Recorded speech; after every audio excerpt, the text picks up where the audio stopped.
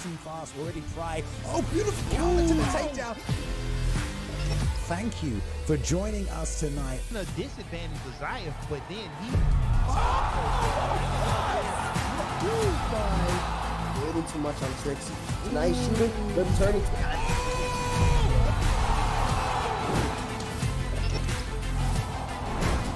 Watching on Twitch, watching on YouTube, watching from around the world tonight. I know the UFC isn't on right now, but guess what? The virtual octagon is here. Good morning, good afternoon, good evening, fight fans. We are live with another banger of an ESFL event. It's going to be 80x10. It's going to be a tournament of all former champions. I'm your host, Frank No Streaming, joined in the booth by one of the best to ever do it, Romero17. Romero, how's it going this morning? It's going absolutely great this morning. We know yesterday we had a great night of real life fights. Now we're going to head into the virtual octagon with the 80x tourney featuring multiple ESFL champions and a couple of top contenders as well. And I'm really looking forward to seeing how the competition is going to show out, perform, and just put on an entertaining show for all of us. Absolutely, man. And, as you know, it's a tournament format, so winner's going to move on. We've got so many great competitors on this card. I mean, starting things off, we've got GOAT 1099 taking on Zayef. That is a pay-per-view main event in and of itself, and that's starting things off. Then we got Bang Bang taking on Anthony, Swiss Liebacks versus Ed Parker after that, and then Blake Tyler taking on Kratos Mma to round out the first round. And, man, like I said, the first round itself could be an entire card, Romero, so I'm just really who's going to be able to advance and how this whole thing's going to shake out as we go forward with this Muay Thai tournament. And yeah, with this tournament, we have such an insane amount of matches. I mean, that first fight, we have old generation versus new generation. We have GOAT 1099, the first ever PlayStation 4 champion on ESFL and back in UFC 3. And then we have Zayef, the first ever double champion on PlayStation. We have Bang Bang, a perennial top contender in the ESFL, who's one of the best pressure strikers out there, maybe behind my boy Swiss. We have Anthony, a.k.a. known as Dabikin, an ESFL champion on the Xbox side. Swiss Liebacks. Y'all know him. Y'all know how he works. And he is built in a way that he cannot have a boring fight going against one of the most strategic minds in the esports scene with Ed Parker 02. Y'all know him, another ESFL champion going out, trying to make a nice little name known for himself in the CW camp. Blake Tyler, one of the best players out, who's had a stellar year, an absolutely incredible year. And then against Kratos Mma, another top contender who's really made a good rise for himself in the ESFL. Yeah, absolutely. There is not a bad fight on this card, man. And I, for one, am really looking forward to it. We're going to see if our guys in the back are just about ready. But I think we can just about get into this first fight. As we had mentioned, it's going to be Zayef versus GOAT. And they are at their character select screen. Get everything locked in. What are you looking forward to the most from this fight, Romero? When it comes to this fight, the key thing is about this 80x tournament. Let's talk about what the 80x tournament, what's the rule set behind it. So there's no double or single leg takedowns. There's no, the clinch strips and the throws are allowed, but there's no follow-up grappling allowed either. There's no cage back clinch allowed, and after getting knocked down 3 times, you have to bow to your opponent to allow them to KO you. And if you knock your opponent down, you must back up and allow your opponent to recover for at least 3 full seconds. So keeping all that in mind, we see right here that Zayef is up on the track rivalry screen, but we all know any given day, anybody can take out the other, and these gentlemen are ready to set for action. Absolutely. And man, just like that, this card's about to get underway in a big way, man. We've got Zayef using what looks like a Sean Strickland calf. Not a bad one, might I add. And then, of course, GOAT rocking all of the drip possible right now, looking like an open faucet. So we're just going to see what happens when these two meet in the middle right here, Romero. All the drip in the world, and the fighter that should be in the game with Sean Strickland and Zayef's hand out. They're both using, I believe, the Razor kickboxing calf, and that's one of the best calves that one can use. Go immediately putting on the pressure on Zayef, working on the forearms, working around the guard, using the rear hook. And Zayef is taking his time, picking the feint, seeing how GOAT's going to react. GOAT doing a good job not biting into the feints. Good pull counter to the body from Zayef. And GOAT, ill-advised, goes for a head kick. And we're starting off with flames here, Frank. Yeah, absolutely starting off with flames. GOAT is looking to just keep the activity up, make sure he can keep the, sticking stuff in Zayef's face, making him think. And then Zayef, of course, being calm, throwing out those feints, just seeing what GOAT's going to give him and what he can use to try and take advantage of. Gets a nice crane kick to the body there. We're going to see how early that's going to pay dividends on that gas tank. Yeah, GOAT 1099. I faced off against both of these competitors, both in ESFL and outside of this. Zayef being a part of my dark camp. And with Zayaf, the thing with him is that as long as he allows himself to flow and open up, he's going to be set here to be in a good spot here.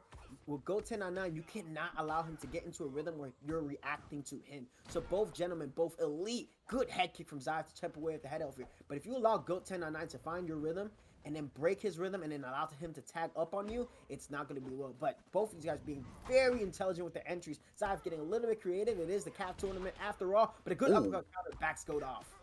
Yeah, huge uppercut there to kind of stem the pressure from GOAT, but once again, he is right in the face of Zayaf. I'm enjoying the way he's walking forward and putting that pressure on, but again, Zayaf doing a great job finding those counter shots. Gets caught with a big uppercut there, though, but he's able to get into the clinch and try and get some damage off there to the head health of GOAT, which he is chipping away at slowly but surely right now, Romero.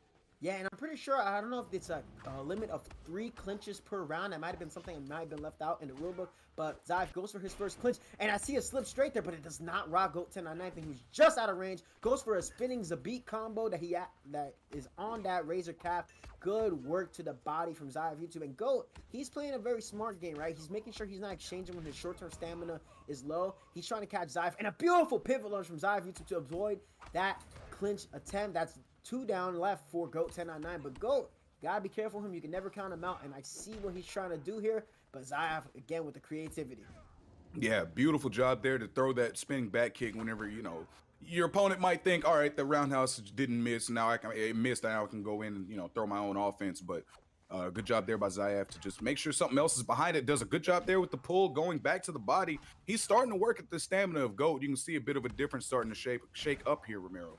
Yeah, and this is very important that when you're going against an opponent who's trying to press you with both distance and volume, that you offer hard counter shots to get them to back off. Now you have to be extremely intelligent with your counter shots to make it work. Zayaf being very smart, but he has to be aware that spinning shot, he's already thrown it twice now. Goat is a veteran of this game, and if you try to keep doing the same thing over and over again, he will know. But just let's say that beautiful head kick gets followed up at the end of the round, and Zayaf likely secures what was a close round over Goat 1099. Now there's 2 rounds to work here, Frank.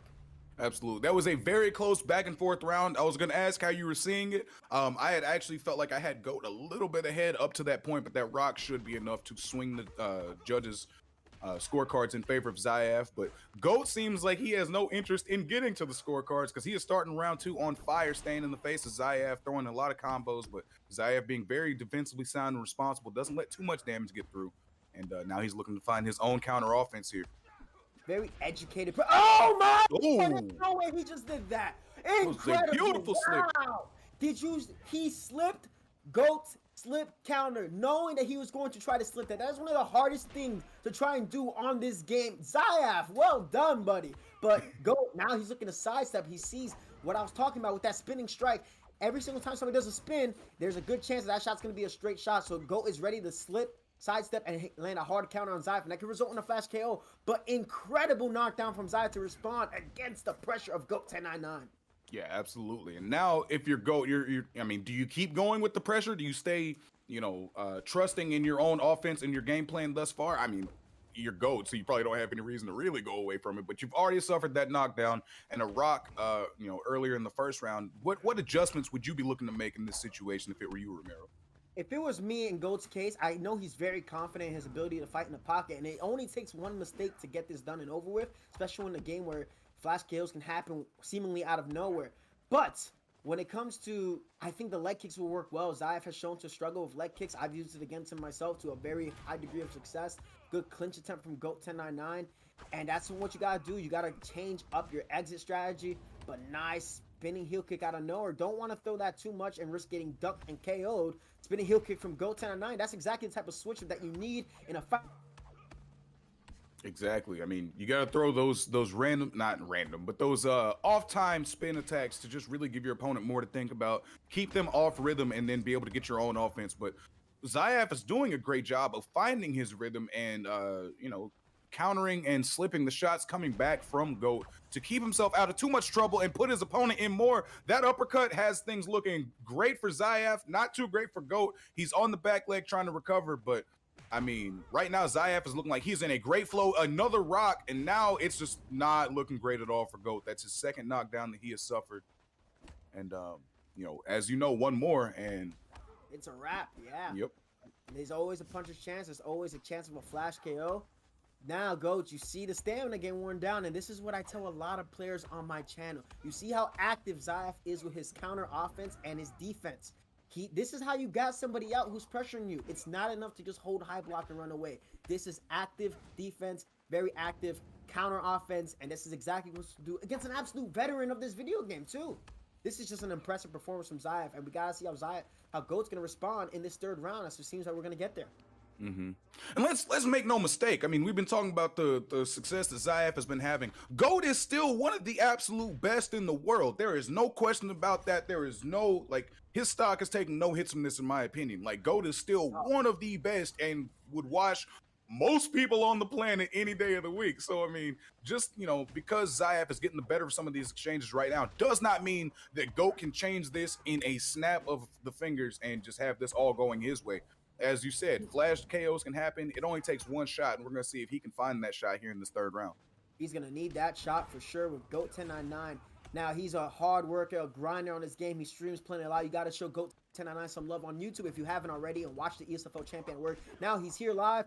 He is fighting with his heart out. He has 4 minutes left. That's not work, but Zaev rocks him. But a beautiful evasive action. That's exactly what I'm talking about with GOAT 1099. But just as you think you have Zaev responds correctly, it is over. And he takes out the old guard in GOAT 1099. Zaev taking home a victory for the Dark Camp. Way to go with Sean Strickland. Absolutely incredible high-level performance from Zaev. Yeah, definitely. I mean, it was a high-level performance from both guys. Zaev was just able to get the better of those exchanges. He was able, as you said, Romero, to be so defensively active and responsible, to be able to make your opponent miss and then punish those misses almost immediately is just something that is, well, so difficult to do, but he's able to make it look so easy. You know, people like you and Romero and GOAT, you guys go out there in this virtual octagon and you make this all look so easy, but it ain't. I mean, plain and simple. But I will say this, that was very impressive. You know, on any other day, GOAT could have probably taken that, but Zaev was just a step ahead. But I want everybody here, y'all watching this fight, please show both of them some love on their YouTube channels. Give them a subscription. They are hardworking ESFL competitors. Everybody here, the staff is working extremely hard to give you an incredible event. And we're here with another banger with Bang Bang and Dig, my boy, and Anthony TD, a.k.a. known as Dabikin TD. And if y'all can't wait to see these creative fighters, it looks right in the holiday season and right in the holiday spirit as well. Yes, sir. It's beginning to look a lot like Fistmas in this octagon right now. We've got, as you said, Bang Bang taking on Dabikin. I mean, this fight can go either way, man. Both these guys are so high level, and they're both just so skilled competitors. Romero, how do you see this shaking out? So the thing about Bang Bang is that his pressure, it's based on how much respect you allow him to walk on you, the more likely that the fight's going to go his way. Dabikin is another highly educated individual on this game that can, his counter ability is very good. He fights in the pocket. I've seen him down in situations and able to come back. I've seen him lose a couple of times, and then he's fought that same opponent again afterwards, and it ends up acquiring the victory. So this is somebody who's able to adapt on the fly. He can adapt in between fights. I don't know if they've ever fought before, but what is guaranteed, when Bang Bang is in that octagon, it's time to bang. Absolutely. He's going to be walking forward, throwing hands. I mean, you know what his style is going to be, but knowing what's coming and stopping it, two vastly different things. So we're going to see if Dabikin's able to, keep his defense where it needs to be, or if Bang Bang's is going to come through and bang, bang. I mean, that's it. That's what you got to do. You got to throw. That is an incredible craft. Both of them, honestly. That is an incredible Rudolph the Reindeer. All right, we got Christmas Time versus Rudolph the Bang Bang. They are off here in opposite stances. Now in open stance matchups, the rear hand side for both fighters is one of the strongest things. The cross, especially against both fighters against each other. Beautiful ducking cross from Dabikin. And you see, now Dabikin is the one putting on the pressure on Bang Bang, immediately taking him out, saying, I am not going to let you bully me. I'm going to make sure I'm the bully in this situation, and making Bang Bang exchange where he doesn't want to be, with lower head health, with lower short-term stamina, and watch how he takes the pedal off, ready to meet him with a counter shot. Well done to respond to Bang Bang early from Dabikin. Yeah, early Dabikin does a great job taking the center of the octagon. He is just walking forward, putting that pressure on Bang Bang, which you don't see often, but Bang's able to get some respect there with a couple of good left hooks, some good shots to the body, and now he's looking to start teeing off his own offense. And you can see right there, Dabikin's a little, I'm not gonna say hesitant, but oh wow, never mind. Forget what I was saying. He's just gonna look for that counter shot, find it, and then go to the body to try and punish a little bit more right now. People go underestimate the footwork on this game when it comes to moving around with that left stick. And what Davikin did, he drew Bang Bang to feel comfortable that he can get in the pocket and then immediately plants and rip the combination. But beautiful pull counter hook and nice head kick attempt. Like I said, Bang Bang ready to throw. He don't care about no short-term stamina. He cares about making you make that mistake and get you into the hooks. But the problem is he's throwing a lot of empty counters without actually slipping anything. He's getting caught out of position by Davikin. So he's going to have to respond here, just a rock, not a knockdown. But this is not good for the health of Bang Bang, and Dabikin looking very, very clean so far. Yeah, Dabikin's being very efficient with his strikes right now, doing a good job of making sure that something's always landing on that block or on that chin, and that's one knockdown right there for Dabikin. About halfway through the first round, Bang Bang looking to recover and try to get his own offense off, but right now Dabikin's looking like he's doing a great job putting that pressure on, being the one on the front foot right now, Ramiro. Yeah, and there's a little bit of a very high-level exchange that I think a lot of players might miss. Bang Bang tried to sidestep a counter from Dabikin. Dabikin knew he was trying to sidestep that counter, and Dabikin ended up ducking the sidestep counter. So little things that I just saw right there in live time. But then let's say, look at that! Beautiful! Bang! Just Dabikin as his head is returning back from trying to hit a pull counter. This is the type of stuff that I encourage all players to get used to. Don't be scared to exchange. Get in the pocket, make your reads. A punch is a punch. And just as we said, it seemed all good for Dabikin, but Bang Bang being the absolute champion that he is, comes through and gets a response with a drop of his own. And this puts the fight in very dangerous grounds for both gentlemen here. Absolutely. Great job there by Bang Bang to come back and get another rock. Now he's trying to put his foot on the gas so he can really get going. He doesn't need stamina where he is going, he says. He's just like, I don't care. I'm trying to get this man out of here. I'm going to keep throwing. And one thing I do love about watching Bang Bang's fights is just his absolute commitment to offense, man. He's going to be putting pressure on you as long as he physically can.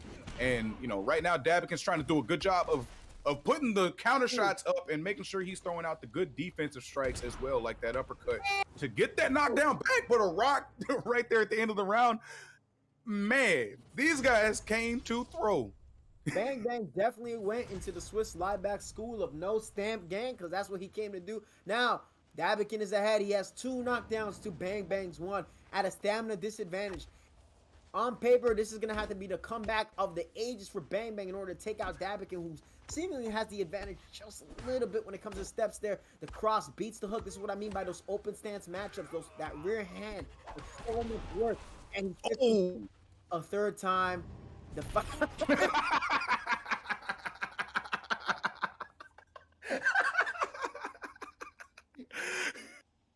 Out of pocket. We see Bang Bang pull off the Florida variant of the bow as things go ahead and get ended there. Out of absolute pocket. Those gentlemen fought like there was one present left under the tree. Dabikin said, "Nah, it's mine," and Bang Bang let him know how he felt. At the end of the day, that's a good knockout victory for Dabikin. Hey, great fight from both competitors. They really they were interested in bringing us a show, and I feel like they did just that. Thank you to both of you, Dabikin and Bang Bang. Sorry, names. So much violence going on. I feel like I've got secondhand CTE, Ramiro. They got my brain all scrambled in here. Oh man, that might have been one of the most hilarious things I've seen happen. Hey, this is a game. We got blood, cuts, everything else. Ain't nobody should be crying about no damn middle finger. That was a really incredible fight. Bang Bang, he had his moments for sure, but Dabikin was just a little bit more defensively responsible, a little bit more on point with the counters, but by no means, again, in this game on UFC 4, with the amount of knowledge that is out, the amount of videos, the amount of tutorials, the amount of content creators constantly pumping out content and helping the community get better, it's only right that we have so many high-level guys. There's never one player that's better than everybody else, but it's just always one day where one good player can have that. And that was just a really incredible performance from Dabikin and a really great effort from Bang Bang. We've had 2 bangers of fights so far in this 8OX tournament. Absolutely. We're still in the first round of this tournament. Let's go ahead and take a look at this bracket real quick. Round 1, we had Zayaf getting past GOAT, and we had Swiss Liebacks making his way past Bang Bang. Or I said Swiss Liebacks. Dabikin. Sorry. Names are just not my friend right now. We got Swiss Liebacks taking on Ed Parker in this next fight, followed by Blake Tyler versus Kratos MMA. And Like we've said, man, this is going to be a fantastic bracket. You know, just the farther we get into this card, the better these fights are going to be. And that's what I always love about tournaments, you know, especially tournaments like this that start with fantastic fights in the first round because it's all going up from here. And that's a wonderful sign to me. I don't know about you, Romero. It's a really good thing. I love seeing how they'll fight. I like breaking it down. I'm gonna have to break down whatever the 3 fights I like the most. I might break them down on my channel and put a little plug in for the ESFL so y'all can show them a little bit more love with the subs. You know, out here putting out all that content for y'all. But with Swiss Liebach's Ed Parker, these guys have met a good amount of times in competition. I believe Swiss may be up 3-2. I think on UFC 3, Swiss got the last victory on ESFL 100. And I believe he also beat Ed another time on another tournament. I believe it might have been a middleweight tournament for Bruce Lee Robb. Ed Parker getting a victory in the semifinals. So these two basically very, very familiar with one another. And very interesting creative fighter for Ed Parker. That don't look like no regular Peter Parker, if you get what I'm saying. But Swiss Liebach's, you know him. His shirt says warning on it. It's flashing lights. I don't even think you're allowed to have electronics in the octagon, so I don't really know how he slid that past the ESFL state commission. You know, he might have slid up a little bit of dollars and whatnot, but you tell him he can't wear that. You know, you can't be wearing that warning. We don't know what else you can pull in that technology, but if you get punched in the chest and you turn to Iron Man, that's on you, brother. But without further ado, let's get on this banger of a match of Schmidt versus Parker on UFC 4. Ed Parker seems to have the advantage, 4-3. Let's see how it plays out today on the 80X tournament between Swiss Liebach's and Ed Parker 02. A marquee matchup. Man, always a banger when either of these guys is in the virtual octagon. Whenever you get both of them there against each other, you know we're in for fireworks. And just immediately these guys in the pocket, trading back and forth, both landing some good hooks, some good straights. But Ed does a good job of getting in and out, and then Swiss is just trying to stay in the middle and just keep that pressure on, trying to find that slip straight right now. Gets a huge left hook early and an uppercut. Goodness. Swiss Liebach. What is this? Oh, and Ed Parker, he's down already within a minute. You know, he uncharacteristically, Ed Parker's known for picking the shots hanging on the outside, and I guess he wanted to try and prove a point that he can outbrawl Swiss Liebach. This is not the game plan that you want. Something that I was saying with Amanda Nunes last night. She was fighting in a way that she's not usually allowing opponents to fight. Ed Parker tries to go for the ducking counter, but his calf is just out of range. Beautiful slip from Ed Parker, and now this is the Ed Parker we used to see, slipping, ripping, moving shots. Good uppercut counter, catching Swiss trying to go for the level change, but Swiss Liebach is privy to it, catching Ed on his pulls, preemptively throwing at that slip cross. Has to be aware that he doesn't get caught with a head kick there. And both gentlemen, nice little, oh, that's beautiful. What a knockdown for Ed Parker 02, and these boys are letting it rock here. Absolutely. Ed saying, hang on, no, I'm still in this fight. Let's not get crazy. He took those 2 knockdowns in that first minute, but he's responding very well thus far. And like you said, doing a good job skating on the outside, just trying to make sure he stays out of the way of that big damage and, you know, popping off his shots and getting some good counters in on Swiss. A good slip of the head there. Could have been very dangerous if he followed that one up. But obviously, whenever you're in there with somebody like Swiss, you don't want to get too reckless and try and throw too much, because that's just gonna be how you end up getting caught yourself. Yeah, and again, with these rear hand matchups and this opposite stance matchup, the rear hand is the most important thing. Whoever can get that cross off first or body kick first usually ends up doing a little bit more damage, more from the southpaw side, and rear hook for the orthodox fighter. They can mix that in. See, Ed, woo! Hey, that's that dark camp stuff. Let's go! Gets 3 knockdowns. KOs Ed Parker 02 on the 80X tournament, shows out in devastating fashion. An incredible amount of exchanges. Ed Parker is sitting there in the pocket with Swiss Liebach's. What an incredible fight! But to say that, to get that to happen, Swiss Liebach's predicted that Ed Parker had a slip count away from him. He slipped Ed Parker's slip counter and followed up with a lead overhand over the top, and just like that, secured the victory. And you've seen that counter coming from both individuals from the dark camp. So y'all know we've been in the lab putting in that work. Incredible performance by Swiss Liebach's. Great effort from Ed Parker 02. Absolutely. And if you guys didn't know, Dark Camp learned everything they know from me. You heard it here first. But moving on to the next fight before they can say anything else about that, we got Blake Tyler versus Kratos Mma. And these guys are going to be rounding out our first round. Obviously, I'm just messing around. But yeah, no, these guys are 2 fantastic fighters. Romero, you've seen plenty of both of them. Mm-hmm. Yeah, with Blake Tyler is one of the few guys who have defeated me in the Esports League. He is one of the best out there. he's beaten a lot of the big names. You know, he wasn't able to acquire the title, but don't get things twisted. He just competed not too long ago and defended his Xbox ESFL title. Kratos, I know he's a perennial contender. This would have to be his breakout moment, especially under these rule sets, to beat Blake Tyler. I saw Blake Tyler. He went through an absolute war. I believe it was Spill Actions, or maybe it was against Swap Jamie, but whoever it was, both of these gentlemen are ready to fight. Kratos MMA, by no means a massive underdog, but he has a tall task ahead of him with Blake Tyler. I'll say this. I feel like the main reason Kratos is an underdog is because people don't know what he can do. That man has thumped me several times. I mean, this guy is really good. And, you know, he needs a dance partner to show that against. And he's hoping Blake Tyler will be his Huckleberry. And Blake obviously is going to bring it to fight every time. I mean, this guy has defended his Xbox championship several times, is a very, very skilled competitor. And we're just going to see who's able to go get this dub right here, Ramiro. And with Blake Tyler, the thing about Blake Tyler is that he understands how the open stance matchup works. He prefers to be in southpaw. He loves to use the double feint in order to close distance, and he'll meet you as you think that he stops exchanging. He delays his exchange. This is what makes Blake a very incredible champion. This is why, but just as I say that, as I'm talking him up, he gets met in the center while he's trying to feint by Kratos MMA, and that's incredible. That's exactly what you're supposed to do against an opponent. You can't freeze up with the feints. You have to be able to meet them in the center, know what's real, know what's fake. That's exactly how Cody Garbrandt ended up losing to Kai Kara France. Froze up with the feints. Kai Kara France set him up the overhand, sat him down, and Kratos MMA is looking to sit down Blake Tyler. Yeah, doing a good job right now, mixing up those strikes. He's catching Blake with a lot of uppercuts here in the early going. You got to wonder if he's going to continue to throw that weapon or if there's going to be an adjustment, you know, if Blake's going to be able to pull one of those uppercuts. Because if you throw the same technique against such a high-level guy so many times, he's going to find the read. And, you know, you got to be super careful about that. Yeah, and once again.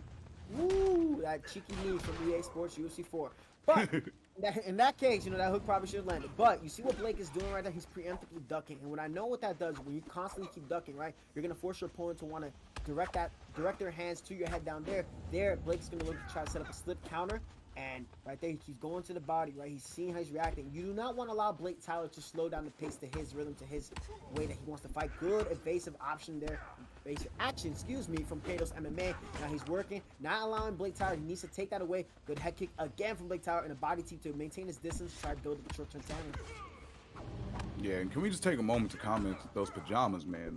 They look so comfortable in this octagon. No, but these guys are just both looking for those openings right now. You see Blake is doing a lot more body shots, and Kratos is just, like I said, he keeps catching them with that lead uppercut, and he's doing a good job mixing it up. He's not just throwing it in the same part of the combo every time.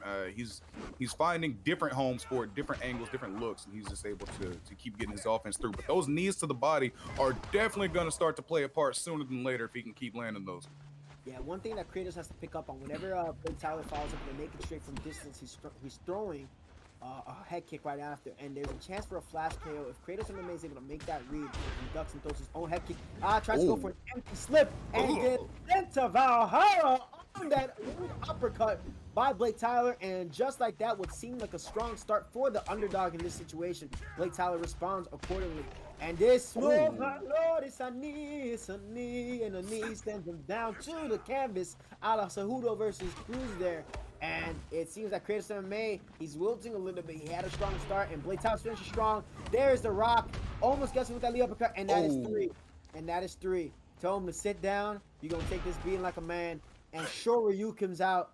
Shoryuken's out of the 8OX tournament. That is Blake Tyler, ladies and gentlemen. Definitely. Hey, great performance there at the beginning by Kratos MMA, but as they always say, it's not how you start, it's how you finish. And Blake Tyler did a great job there of, you know, not letting the early adversity get to him too much, able to get through that deep water and but you get what I mean? He was able to weather that early storm and continue to find homes for his shots, and eventually found the 1, 2, and 3. They ended up getting those knockdowns he needed to get that victory. So shout out to Blake Tyler. Congratulations to him. And now we are on to round 2. And we've got Zayev taking on Dabikin here to kick things off. And so let's just take a little look-see at the bracket again real quick. And like we had said, starting things off, Zayev took down Goat in a fantastic fight. Dabikin was able to beat Bang Bang in a fight where defense just didn't show up.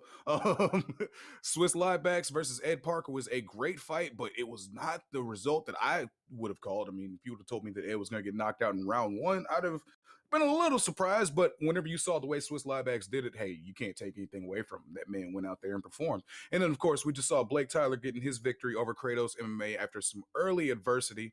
And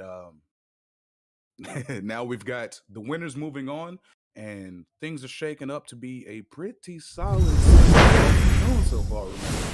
Yeah, very solid Sunday afternoon. Now we have Zayaf again, double champion, Dabican, ESFL champion. It's man, the matchups, man. These are some crazy matchups. You could build ESFL cards around these matchups. Like you could have a whole undercard, and you guys are getting this right now in the second round of a tournament. Like, what are you doing? You gotta go like up the stream. You gotta go share the stream. You gotta go subscribe to the ESFL if you already have it. You gotta turn on them notices. I don't know what y'all doing if y'all watching this and not showing the love, because this is where it's at. This is where the high level players are at. And if you can't appreciate this, man, you gotta step out the room, brother. And you heard Romero, man. Go ahead, run up those likes, run up those follows, those subscriptions. Make sure that you guys catch us for all of our events. Also, we got some stuff coming in the pipeline. I'm not gonna speak on it too much, but be looking out for some updates on some things. We've got some very big things we've got coming up for you guys. All right, so kicking things off with the second round, like I said, we've got Zayaf taking on Dabican. Just about ready. And whenever we take a look at the character select screen, these guys have quite a bit of familiarity, as we see 70 fights between them. And you know, as we see from this, Zayaf has had the upper hand in this matchup. But again, as we always say, that don't mean nothing when the lights come on. Whenever they lock the door behind you and say, let's fight, anything can happen.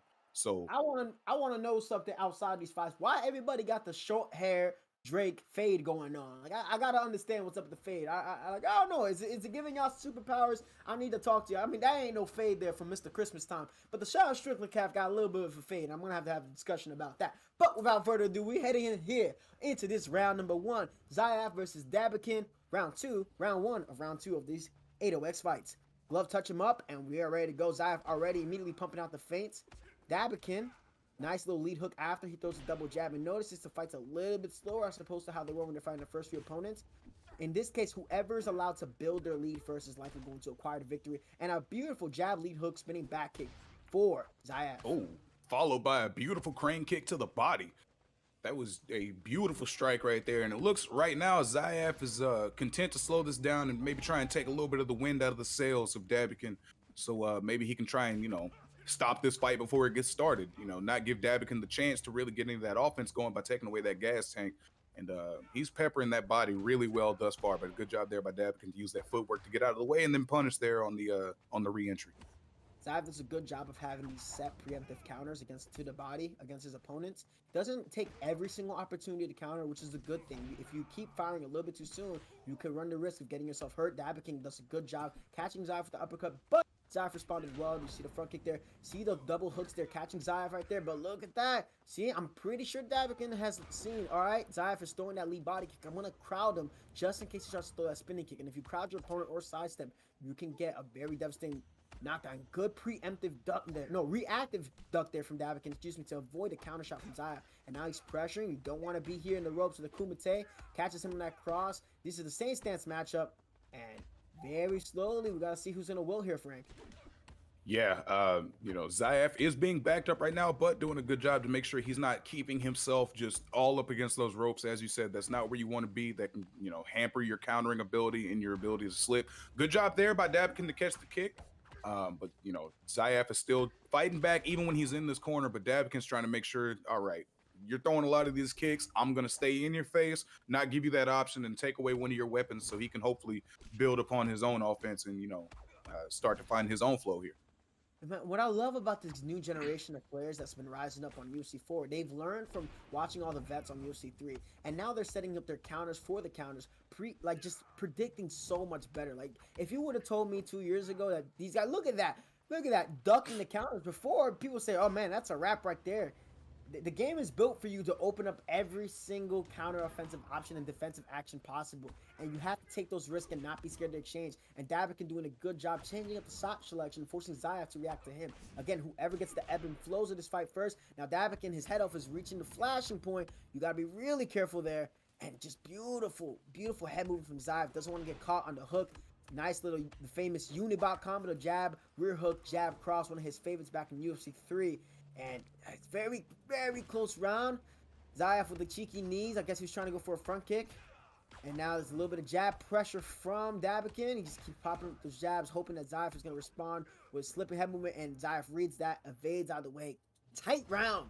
Very close first round. Very close first round because, you know, at first I was like, all right, looks like Zayev's getting into a flow, and then Davikin would do a great job of switching up his rhythm or just throwing something that you don't think he's about to throw and finding his own success. There towards the end of the round, I definitely felt like he was evening it up. But a huge left hook there by Zayev is able to rock him. A great slip there by Davikin keeps him upright, so now he doesn't have as much to worry about. But things are picking up here.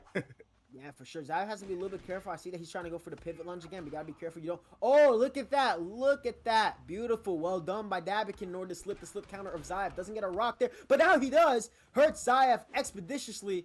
And look at that. Single shots, but a beautiful lunge keeps Zayev safe. I would not advise throwing those spinning kicks in the pocket there right now as it stands. Be ready. The Davikin is now. He scouted you, but Davikin, look at the one. Look at that. Intelligent. He trusts us in the guard. Slip counter from Zayev to push Davikin back. You know, that's how you respond. This is how champions respond in the face of adversity. Oh, but the heck, he misses there. And Zayev wisely does not duck this time and slips the third strike of Davikin. High level It is stuff. insane to me. Oh my goodness. Ooh, beautiful jab rear hook from Zayev to sit down Davikin there. Beautiful exchanges. Gorgeous. As I was about to say, it's insane to me seeing the levels that these guys are able to make in real time, or the reads that they're able to make in real time are showing the levels. Because like you're saying, Davikin will, you know, slip a shot and then Zayev is there to counter the counter, or he'll slip underneath one of those shots and then Zayev's able to slip the last shot in that flurry whenever it's like, oh, okay, like you had said 2 years ago, if somebody misses that wheel kick, the fight's over basically. You know, it's insane to me to see how high level these guys are and how smart and how reactive they're able to be here in the moment. Yeah, and this is just something that's, but I'm noticing right here, you know, right now with Davikin, what he's doing a really good job of is that he's breaking the rhythm of when he throws his jab crosses. Because as I say that, Zayev sits him down, plants his own jab cross, and uses that against Davikin. Now, Davikin is in a situation where, oh, That's it. Too late. Slips the slip counter, lands the slip check hook, sits down Christmas time, folds him over like an omelet, all up in the air. If you catch what I'm feeling, Zayev is in the finals, right? Correct? The Prodigy's in the finals, correct? I believe so. Yes, correct. Well So yeah, done. Zayev does, you know, makes great reads to get himself into the finals of this tournament. That's not taking anything away from Davikin, of course. Davikin came out and made some fantastic reads himself. That was a banger of a fight. Both those guys, again, so high level, so good to be able to see what their opponent is throwing at them, and then on a milliseconds notice to know what to counter it with and to follow up with just really speaks to the level that these players are at, Romero. Yeah, and I think most the really impressive thing is that a lot of high-level players, sometimes they're not used to facing that adversity, especially when you're coming up. Those two are vets. So for them to they made reads upon reads upon reads upon reads in the middle of the fight. In the middle of like where things weren't going too well, there was a lot of high risk, high reward actions taken by both individuals. And the one that pulled through there was Zayev. You know, if Davikin threw a hook there, he could have got flash KO'd, right? But he banked it on Davikin's timing. That Davikin tried to slip straight. He slip checked, hooked him. And that got that third knockdown to secure the fight. And that was just incredible. But now, speaking about incredible fights, I've seen these guys fight on stream so many times. Sometimes Swiss has his day on stream. Sometimes Blake has his day on stream. It's always a treat when you watch down to just the smallest of margins. And Blake Tyler, and you know what? We got to talk to the commissioner about this because he still got the electronics in his chest. And Blake Tyler, he got a whole fireplace. He got a whole Christmas stocking and fireplace. I don't think that should be allowed in there. If you try to punch him in the belly, he got fire under him. It just don't work like that, bro. This shouldn't be sanctioned. But you know what? We gonna let it slide because we built different. and we're in for an absolute war with Swiss Liebacks and Blake Tyler. All I think that means, Romero, is that Blake's got a fire in his belly, and I think fighting is the only thing that can really, keep that going. And then, no, man, these guys are wearing some ridiculousness. I was trying to find something, but these guys are they're dressed for the war that they're about to put on. I'm just gonna say that and just hope it makes sense. They are underway. We meet in the middle, we touch gloves, and now we've got our other semifinal matchup, starting off with a big body kick from Blake Tyler. Yeah, you don't want to let Blake Tyler set the pace here. This is the biggest thing here. Noah Swiss has a little bit more respect for Blake than he did against Ed. Ed Parker was willingly engaging with him in the pocket. Blake Tyler making a smarter strategy and saying, like, I'm going to opt to stay on the outside and try to catch Swiss as he's coming in. And the calf that he has right now is, I don't know, interesting measurements on the calf. It seems just a little bit longer, right? Beautiful. Yeah, he does seem super long. Yeah, pause. But, yeah. But do you think it has to do with the with his stance selection, perhaps? Maybe some fighters just fight longer, or maybe body type, because I know some of the body types have longer arms than others, and that might be just, big part of it. And that's something that favors. Oh my lord, that's good straight lead overhand. Is something different, but good body kick from Blake Tyler. You see, a lot of players, they already have that preemptive counter ready to set to duck the high kick after the 1-2, and Blake Tyler opted to go with the body kick instead, and that deals a good amount of damage to the breadbasket of Swiss Liebacks. This is already good. There's no drops yet. Not yet, at least. I expect a few in the future. But this is like 30 seconds. The smallest. Negative 30 seconds for sure. The smallest of margins for sure. Yeah, definitely. I mean, these guys, you can tell they respect each other so much. Neither one wants to get in there and just get too crazy, because they know that they can and most likely will get caught if they get in there and try and do too much. Because whenever you're fighting somebody like Swiss Liebacks or like Blake Tyler, who is just so good with the striking, was that within 30 seconds?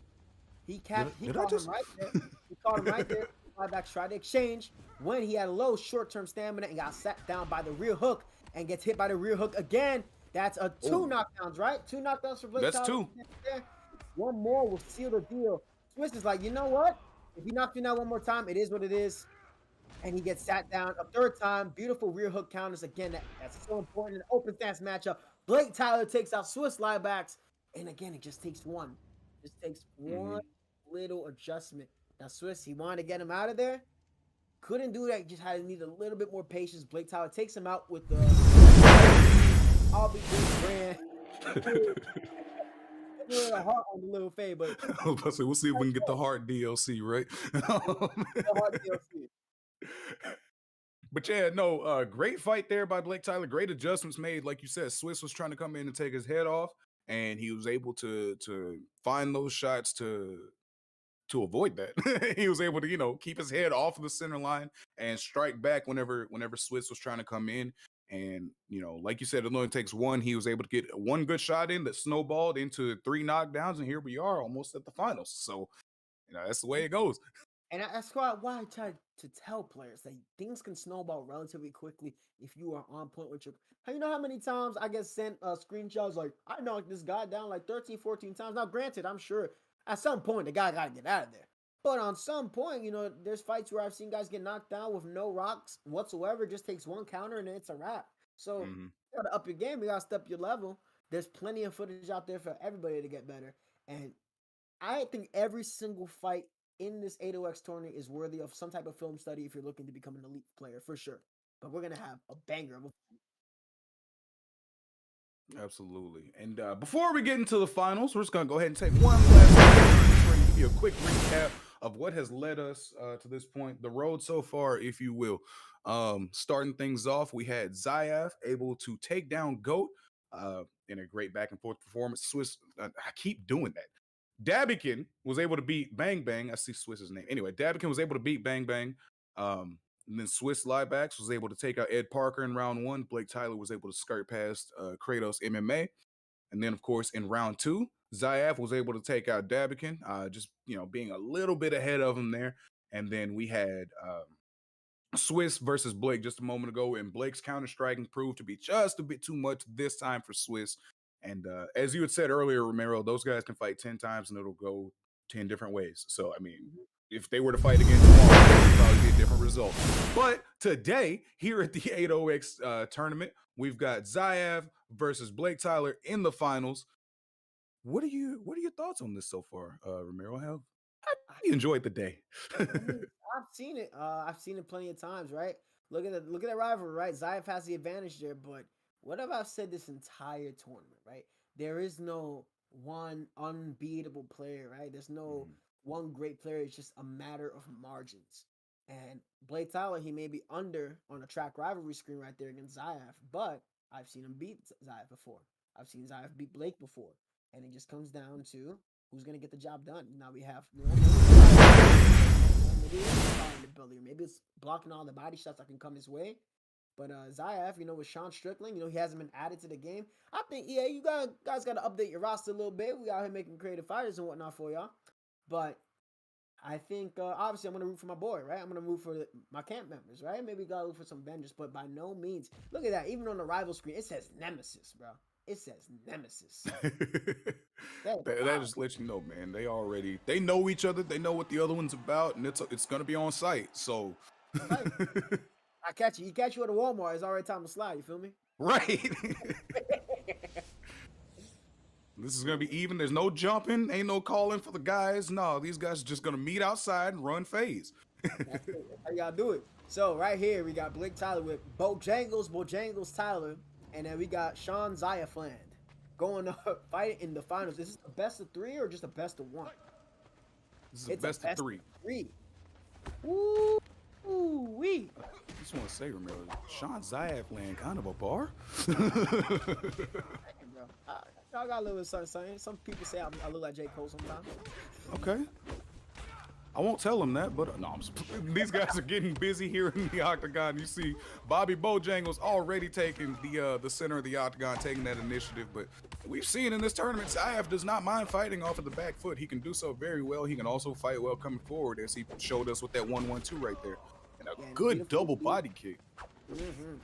Oh, that knee just barely evades the chin of Blake Tyler. And what Blake Tyler's doing a good job of, same thing he did against Swiss, right? He's choosing when he's gonna change the output of strikes. A lot of people, when they input the strikes, this is 1, 2, 3. Blake Tyler goes 1, 3, 2, or he goes 1, 2, and then 3. So just capturing with that rear hook interception, exactly what he did. This was slidebacks. That's scoring money for Blake Tyler right now in this fight. But a beautiful cheeky knee snaps at the stem. Oh! Zayev with that lead jumping crank kick goes and throws the head kick down there. Now, if Blake Tyler would have slipped, it would have been a wrap. But it's a best of 3. Anything can happen, and both of these gentlemen are letting some stuff slide here. Zayev again goes for that jump and spin, and now look at that, a crane kick from Blake Tyler. So now something that Zayev himself has to be aware of. Yeah, I mean, that's always an interesting reversal of fortunes, right? Like, you get some success with a crane kick, and you start looking for your next combo, and then another one's coming right back at you. It's like, all right, hang on now, and this is something else to think about. And I mean, if you're in a fight with either of these guys, you've already got so much to worry about, right? So now whenever you got to add the fancy dancy striking too, man, that's a lot. It's a tall order for both of these gentlemen. And look, I think a lot of things people don't see, right? It's not just blocking and moving your head. See, Zayev, he's using the side steps, using the back steps. So is Blake Tyler. The little things that you're supposed to do that a lot of fighters do in real life. You don't see Max Holloway's fight, but you're not saying that. That rear hook, I've been saying it. That rear hook is money. It's been money for Blake Tyler this entire tournament. And he sits down Zayev in round 1 with that rear hook, and he's catching him every single time. Zayev wisely backs out of the exchange there. Now, he does have the advantage in body health, but he has to be aware that he cannot afford to get knocked down again by Blake Tyler, because against somebody like Blake, once he gets rolling, it's very hard to stop. Right. It's like an avalanche once he gets going, man. The best way to stop it is just don't let it get going. And yeah, right now Zayev is looking to try and even things up, maybe get his own knockdown. He does have a slight advantage, as you pointed out, with that body health, but I mean, Blake is doing a great job of picking those shots and just finding good strikes to slip through or around the guard of Zayev. But Zayev does a good job there with the pull. Blake's just able to get his hands back up in time to stop major damage coming back. Yeah, and he's a little bit out of range, fishing a little bit too much for that lead body kick. It's going to do some damage. But look at that beautiful backstep now. Zayev is using that little backstep there. And at the end there, major read from Blake Tyler. He sees that Zayev is now backstepping away from his hook, so he starts to throw up the straight shots to try to catch him. Very good read from Blake Tyler. the second round. They touch him up. Let's see how the dance is going to roll now. Now Blake, oh, beautiful lead hook cross. Zaev, he's not able to get the lead hook block counter off against Blake's lead hooks. Good feint from Blake Tyler with the lead side kick. Zaev has to make a little more adjustments to fighting a little bit too much to his pace there. Oh, but he tries to sit them down the same way he sat down Davik and following up with the double cross after the rear hook. Interesting approach there, but Blake Tyler seems to be in the zone. Once Blake Tyler gets a lead, he's content with hanging back and forcing the break with his. Oh! Yeah, but you can't get too comfortable, otherwise get called one of those. Zaev doing a great job to get that rock back, but I mean, he's still got some work to do here to try and get that knockdown back that he suffered in round 1.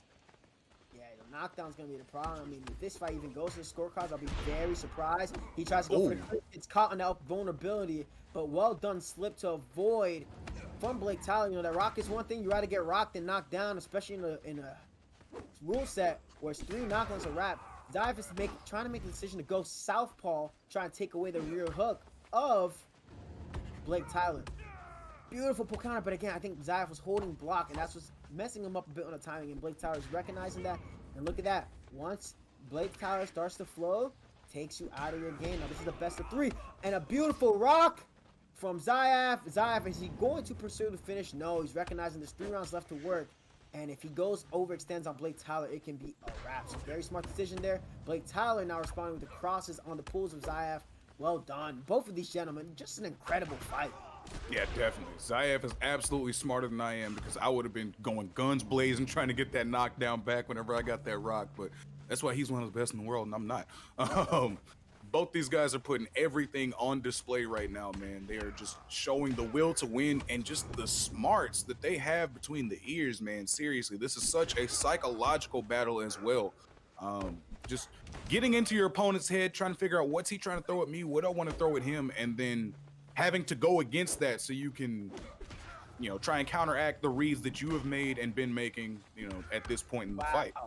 That could have been a terrible for both gentlemen. They both land a knee and a cross at the same time. Zaev tries to go for the slip cross into the ducking roundhouse. Gotta be very careful putting yourself back up against the ropes here. Not where you want to be, especially against Blake Tyler. Oh, look at that. I love that. I love that. Like the Moicano Aldo interpretive dance where they just kind of slip in Yes. 2 seconds. It's just really awesome to see. Good front kick from Zaev. Look, spinning back fist out of nowhere. You see that? Hide your weapons till later. Don't show the whole thing, but look at Zaev, and he responds with a knockdown. Well done. And there's 20 seconds left. Is Blake Tyler going to try to pursue a knockdown back of his own? He's well within the ability to do so. Zaev just has to play a little bit smarter here. You got to manage the clock accordingly. Blake Tyler, you can see that he wants it. Is he going to go for it? No. So now heading into this 3rd round, both gentlemen have low head health. Both men have secured a knockdown, and they're both in a position where they can get flash KO'd because of how low their head health is. Yeah, so now it's like things are really getting interesting, right? We're here in the final round, and these guys are fighting like it for sure, man. We're here in round 3, 1 knockdown apiece, 2 knockdowns to 1 in favor of Blake Tyler. Huge knockdown there. We're gonna see what adjustments Zaev can make to try and get that back. A beautiful slip there, because if that uppercut lands, that's curtains, Ramiro. Yeah, that's curtains. And you see what he did there is that he saw that Zaev kept preemptively slipping. Oh, but a beautiful block. Oh, but a beautiful pull. And then a knockdown for Zaev. It's 2-2 in knockdowns between both gentlemen.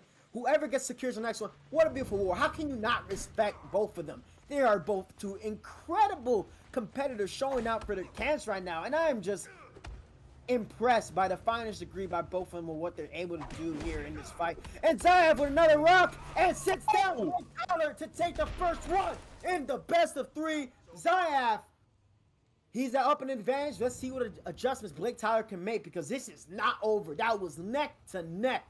Absolutely. I mean, even up until the very end, we had no idea how that was going to go. And even at the very end, whenever Blake Tyler fell first, I'm not gonna say everybody was surprised, but I mean, I feel like anybody would have been surprised to see either of those guys fall, because they were both just putting it on, man. Like, both guys were doing so well right there. And, for Zaev to be able to come out and make that read, make that adjustment, and get that huge shot to go up 1-0 in this final round, that's massive for him. And it's got to be something that is in the mind of Blake Tyler. You know, he's probably gonna come out with his foot on the gas pedal so he can try and even this up as quickly as possible. And I mean, I don't want to jinx anything or like put my own, you know, thoughts. out there, but I ain't gonna be mad if Blake wins this one and sends us to a best of 3. As a fan, you want to see all the marbles happen, right? That's and what I'm on. That's all. This is where it's at. So with what Zayef did at the end there, he closed the distance. What the heck? Why is it showing both of the same creative fighters? EA, what you doing? I thought we had Sean Zayef land. What's going on here? I feel like I've been betrayed, befuddled, and bamboozled. Right? No, it's the correct. Yeah. EA, what you doing, bro? We can't be doing ninjutsus out here. But just as I'm saying here on Kino Makatsky do-rag, good body kick apparently lands in the leg of Blake Tyler. Now back to the preemptive slips from Zayef, and I just love it, right? This first round is one of the most definitive rounds in all of combat sports because how you set the tone, how you set the damage, that dictates what can happen, right? But now Zayef a little bit more comfortable working the body. Doesn't want to get too overzealous there. The rear hook of Blake Tyler is absolute money still to this point. Now beautiful body uppercut. Beautiful body work from Blake Tyler as well, and a response from Sean Zayef landing that nice body kick. It is very interesting to see how they're going to adjust it. Now with the clinch, a very necessary adjustment there from Zayef there if he wants to go 2-0 and shut out Blake Tyler. Yeah, here in this first round, Zayef is actually looking like he is making more of a point to attack the body. He started that first round off in the last one doing the same, but then kind of went away from it whenever he took that early rock. And now it seems like, without that early rock to deter him, he's totally fine trying to wear out that gas tank of Blake Tyler and just, make this fight a slugfest, just really draw it out and try and drag him into those deep waters. Again, front kicks to the body. Zayef is doing a great job of using those body shots almost like punctuation marks on these combos, right? He'll throw something and then just mix in one to the body at the end of it or at the beginning of it. And I just love to see it. Yeah, and I love that retreating cross that Blake Tyler just used to keep himself out of range while throwing out a very long-range weapon. And a good body hook. You see that preemptive slip there, preparing for the uppercut counter just in case Zayef elects to throw it. And what I like that Blake Tyler also does is that he pops out a feint and then doubles up on the lead hook just in case the opponent tries to think that it's going to be a lead hook cross combination. That's how he dropped Zayef and had him in big trouble in their first fight. So let's see if Zayef is able to make that adjustment. But he's actually outworking the body of Blake Tyler. Blake Tyler responding well, though, trying to even up the body hook. So if the body falls, the head will follow, and that is one of the worst places to get knocked down in EA Sports UFC 4. Absolutely. And like you said, Blake Tyler doing a great job trying to even things up with this body work. I don't feel like people in the real UFC use enough body work personally. And so like seeing both of these guys really just make a point to go after that is just a thing of beauty to watch. And the fact that they're doing so effectively. Yeah, I mean, we saw with, at the very least, we saw with Charles Oliveira against Dustin Poirier. Oh, my lord, that was almost a fatal mistake there. Saw it against Aldo with front. Body work will deter a lot of individuals, but this rule set does allow them to be a little bit more liberal with what they need to. Beautiful slip check into the inside body uppercut. And now a good head-off advantage for Zayef. Almost gets clocked, sent to Valhalla there by Blake Tyler because he threw that spinning heel kick a little bit too close. Can't get too excited there. He's still in there. Very strong round for Zayef so far. Still 20 seconds left to work. Beautiful cheeky knee. Disrupts the range of Zayef and Blake Tyler. Responding well, both gentlemen. Very close round. Oh, and that rear hook is just money, man. Might also name yourself Blake Rear Hook because that thing has been landing. Dang. You got 2 seconds left. Both gentlemen are going to step back. They understand the time is up. Close round. Who do you have it for? Very, very close round. Gun to my head, I think I have to say Zayef, but it's close. It's very close. Yeah, if this fight even goes to the judges, right? I've seen crazy stuff. And look at that. Now Blake Tyler is using the backstep that Zayef's been using this entire tournament against him. Now, I love how you delayed that. Beautiful hooks to interrupt Zayef as he tries to go for that strike. Zayef has to be careful throwing that body kick because if that rear hook sits him down on that body kick and then Blake Tyler opts to follow up with a rear uppercut. But just as I say that, ooh, that was risky, man. If he would have slipped an uppercut, that would have been a flash KO. But good response there. No knockdown for Zayef, but the head off advantage is clean there. And Blake doing a wonderful job of intercepting Zayef now. Beautiful feint to get the overreaction from Zayef there. Following off with the what did I say about that rear hook?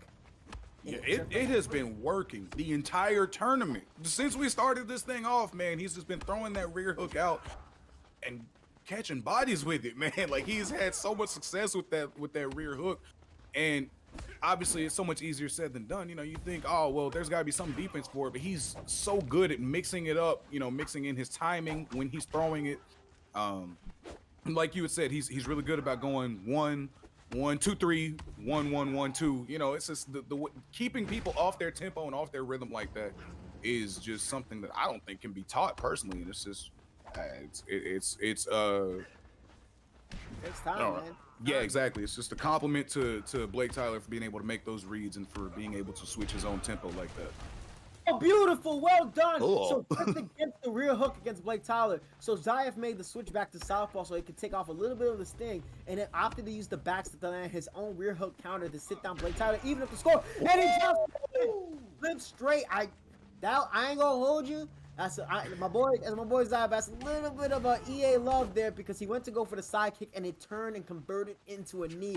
Gotta feel the pain there for Blake Tyler there because that disrupted what was a great rhythm for him in that round. Beautiful preemptive slip there from Blake Tyler, but now he has to fight with a little bit more urgency to even things up here or hope that Zayev slips into something because now Zayev is ahead with 2 knockdowns to 1 against Blake Tyler.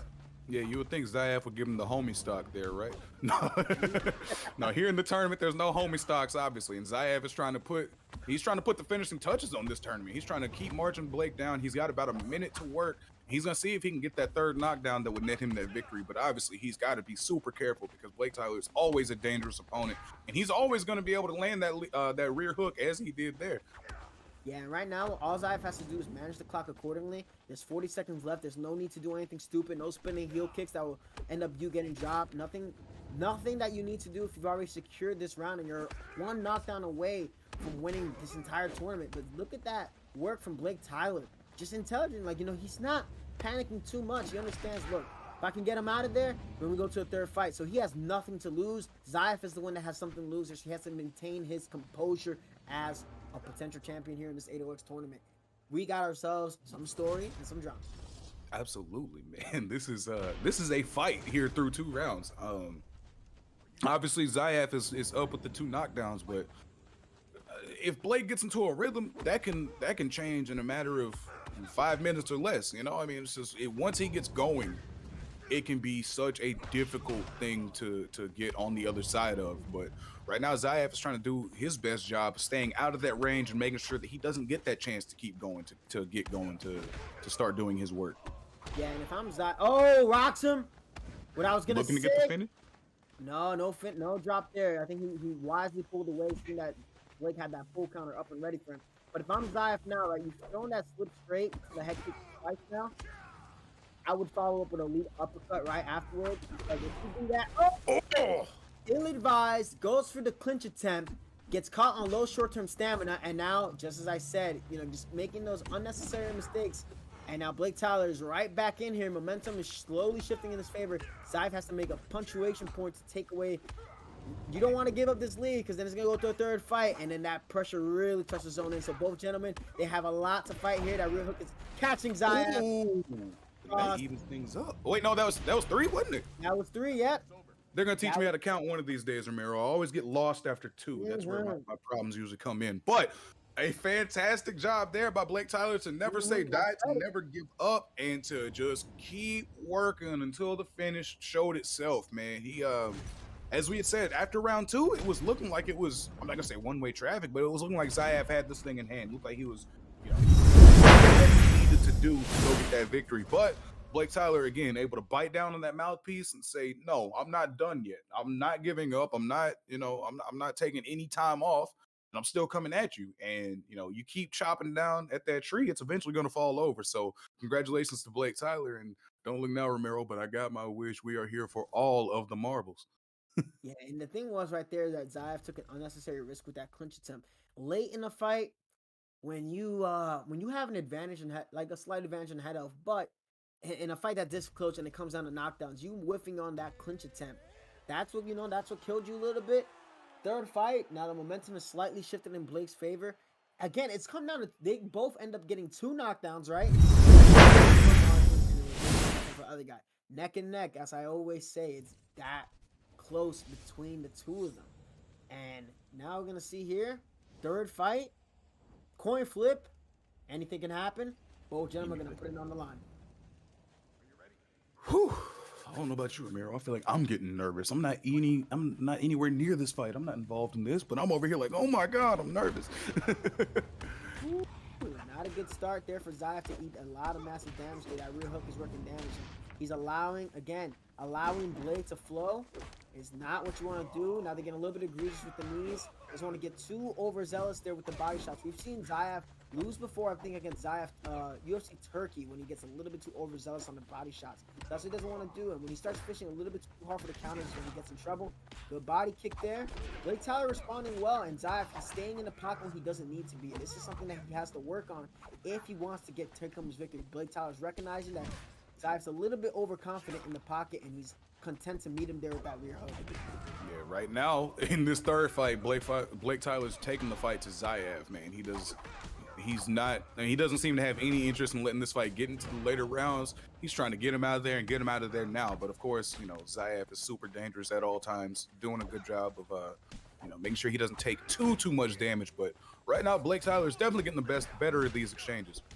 Yeah, just as we say that though, nice little body kick tries to even out stuff. I think Zayev needs to relax a little bit. Stop trying to fish for one big counter all the time. This is exactly what happens when I understand it, but you gotta dial it back.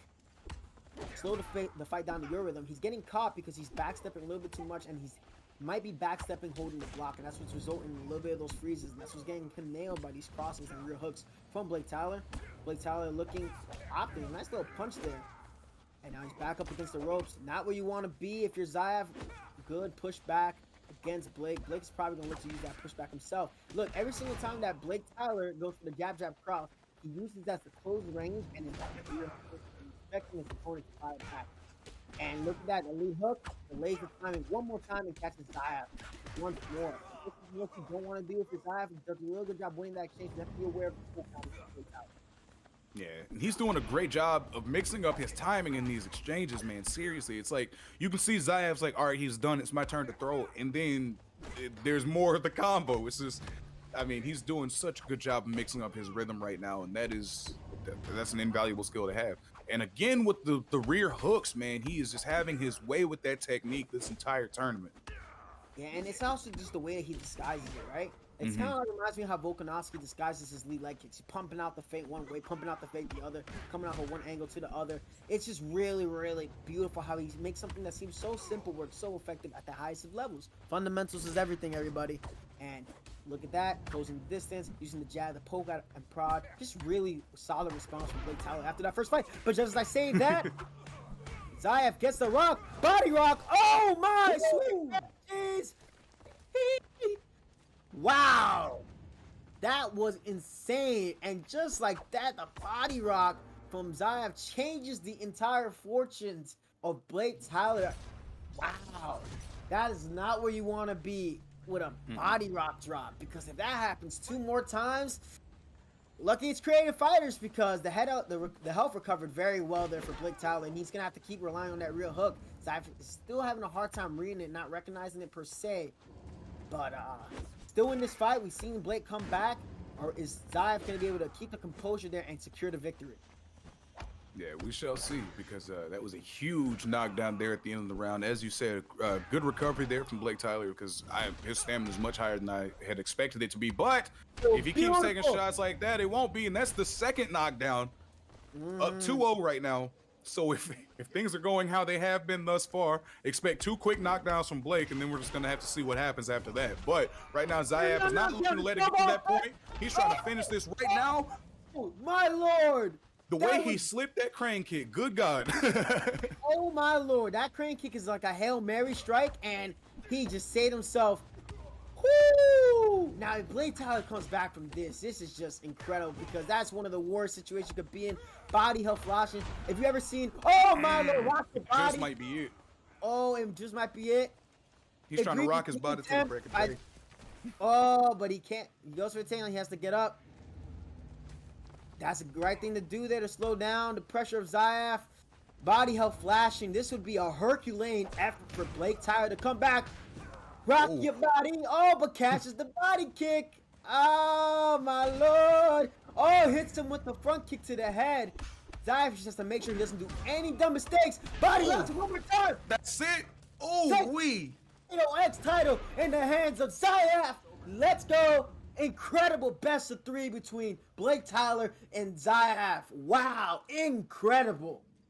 Dude, Wow. What a series of fights. What a tournament. What a day. What? Oh, yeah. I Oh, feel yeah. I feel like what is just what? All right, but let's try and break down some of that while I'm trying to get my thoughts in order. Woo! That was awesome. Fantastic job from both That was of them, exactly. incredible for both of them, man. It was the body work. Zaev had been headhunting for so long, and he saw that the short-term stamina was low of Blake Tyler, and he took the chance. He's like, you know what? I don't even think he's gonna think I'm gonna go to the body at this rate. Blake Tyler probably didn't even expect that to result in the body rock that it did.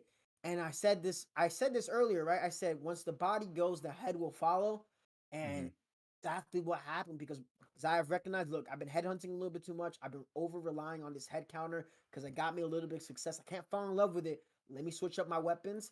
And then when Blake Tyler tried to use one of Zaev's weapons against him, it backfired immensely. That knee shut him down and put him on urgency mode. And Zaev took home the title. But just an incredible, no knock on either gentleman. Blake Tyler did well. I was almost ready to count to give him the kid the roses because that was just incredible on his end.